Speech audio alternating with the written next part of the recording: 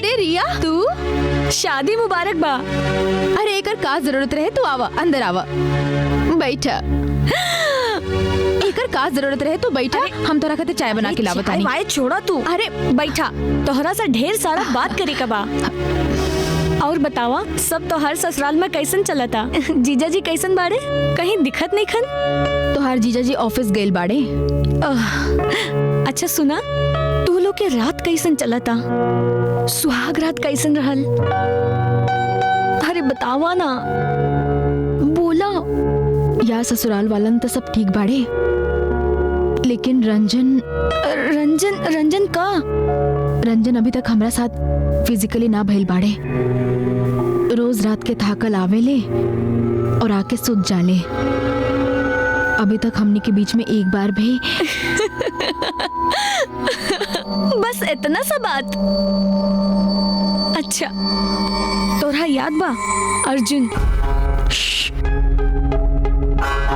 तोहार बॉयफ्रेंड, वो भी तोहरा से कितना शर्मात रहे और वो तो तोहरा से बात भी ना कर पावत रहे।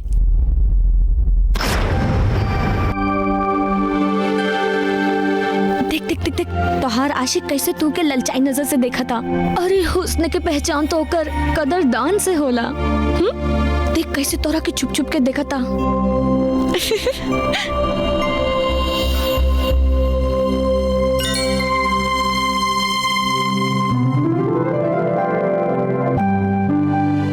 यार ये अर्जुन जब देखा तब छुप छुप के देखत रहेला। का करी यार हम लइका के।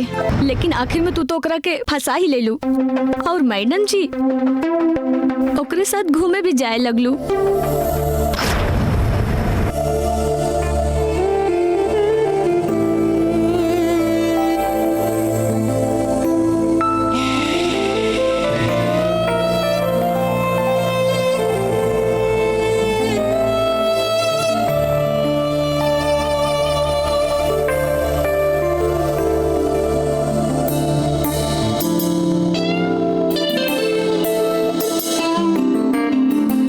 नोटिस करत रहला?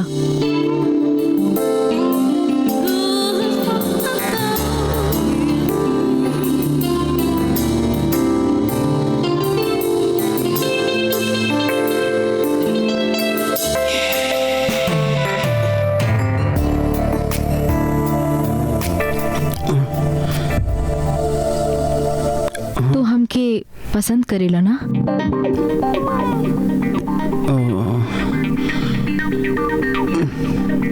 बतावा ना, करेला ना?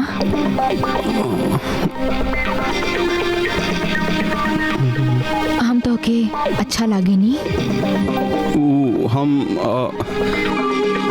हमके तू बहुत अच्छा लागेला। I love you. अबा, I love you too.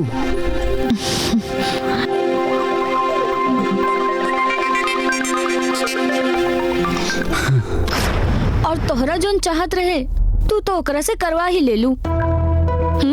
Arjun के नाम पे तू ता शर्मा ही गईलू। शायद जीजा जी भी शर्मात हुई हैं।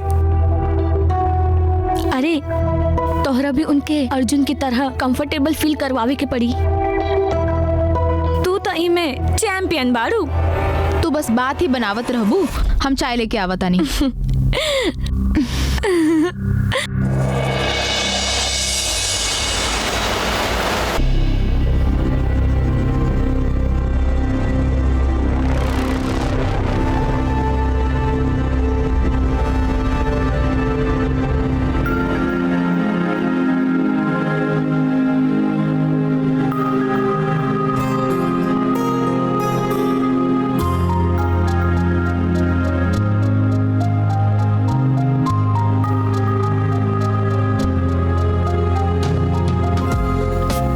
हेलो पतिदेव, आज तो हम आपके सोते ना देव।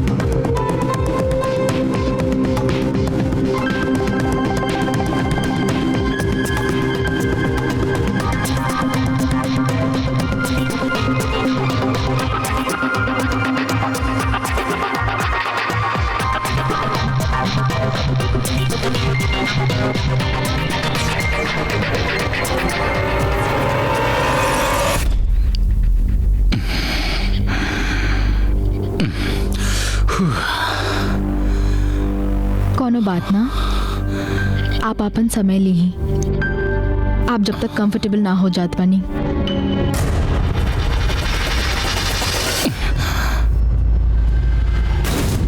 आप हमरा से भागत काहे रहनी?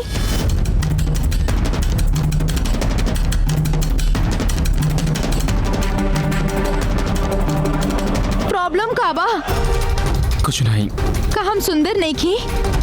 समझे की कोशिश कर, बात अच्छा दिखे कि नहीं खे। ता का बात बा? अरे तू समझे की कोशिश कर ना। का समझे की कोशिश करी? हमनी के बीच कुछ ना हो सकेला। काहे कुछ ना हो सकेला? हम नपुंसक हई। का?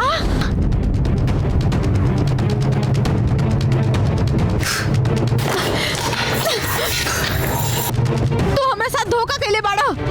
शादी से पहले ये सब काहे ना बतवला? तू हमारी जिंदगी खराब कर देला।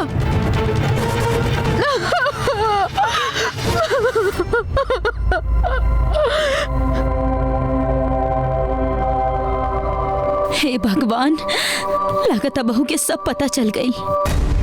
अगर ये बात बाहर आ गई ना, तब का इज्जत रह जाई हमनी के खानदान के। हमनी की तरह से भाभी के जिंदगी से खिले कोई हक ना रहे।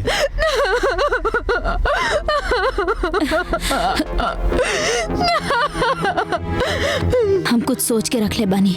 हम तो नहीं दोनों से जौन कहब तू दोनों उहे करिहा। ऐसे हमनी के खानदान के बात बाहर भी ना जाई और हमनी की इज्जत भी बचल रही। और हम बहू के मना ले, ये सब सारा बात खातिर। हाँ, संजय तोरा के हमेशा बहू के ख्याल रखे के पड़ी।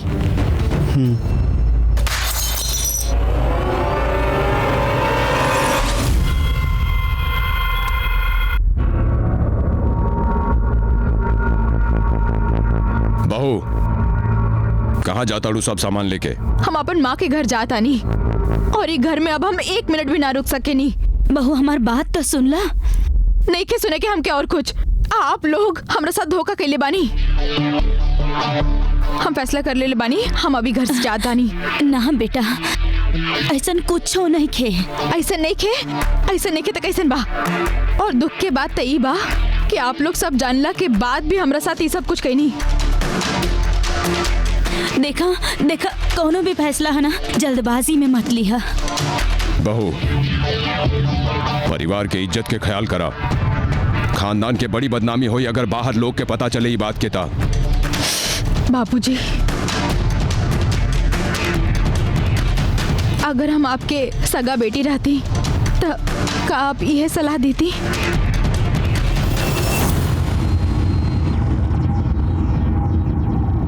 देखा बहू, हमार बात सुना। नहीं के सुने के हमके कुछ।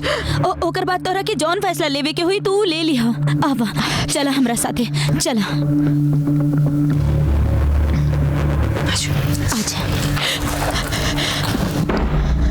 आजा चला। आवा, बैठो। देखा बहू, हम जौन तोरा के समझावे जा रहल बानी ओकरा के ध्यान से सुनिहा। तोहरा के सिर्फ और सिर्फ समाज के खातिर रंजन की बीवी बन के रहे के पड़ी। बाकी संजय, आप ही का कहता नहीं? सोचा बहू, ए तरह परिवार के नाम भी बचल रही और तू ये परिवार के बहू भी बन के रहबू। ई जिम्मेदार परिवार के बहू बन के रहल खुद में एगो सौभाग्य के बात बा।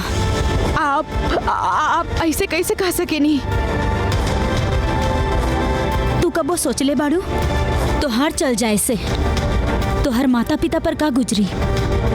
हमनी के साथ साथ तू उनकर भी नाम बदनाम करे चाहे लू। देखा बहू, तोहरा के दोनों परिवार के खातिर ई विष के घूंट पिए के पड़ी। एक बार सोच के तो देखा। हर लड़की की तमन्ना होती है कि शादी के बाद उसे ऐसा परिवार मिले जहां उसे किसी बात की कमी ना हो। लेकिन वो लड़की क्या करे जिसके पति में ही कमी है। शेफाली को शादी के बाद एक अच्छा घर और अच्छा परिवार तो मिल गया था, लेकिन उसकी शारीरिक आवश्यकताएं पूरी नहीं हो रही थी क्योंकि उसका पति नपुंसक था। हालांकि मेडिकल साइंस के अनुसार नपुंसकता कोई बीमारी नहीं है, ये सिर्फ पुरुष के दिमाग की सोच है जिसे आसानी से ठीक किया जा सकता है। लेकिन अक्सर लोग शर्म के कारण इस बात को छुपा कर रखते हैं और अंदर ही अंदर घुटते रहते हैं, और यही घुटन एक दिन अपराध का कारण बनती है। रंजन नपुंसक है, ये बात उसके परिवार वालों से छुपी नहीं थी, लेकिन उसके माता पिता ने उसका इलाज करवाने की बजाय इस बात को और छुपा कर रखा। और यही नहीं, जब ये बात शेफाली के सामने आई तो उसे भी इस बात पर पर्दा डालने के लिए कहा गया ताकि समाज में उनकी बदनामी ना हो। शेफाली की सास को चाहिए था कि वो डॉक्टरी सलाह लेती या फिर इस बात पर चर्चा करती, लेकिन इसकी बजाय उसने अपनी बहू शेफाली को गलत रास्ता चुनने की सलाह दी। क्या शेफाली इस गलत रास्ते पर चलकर अपने परिवार की मर्यादा को बचाएगी, या फिर ये रास्ता उसे किसी अपराध की ओर ले जाएगा?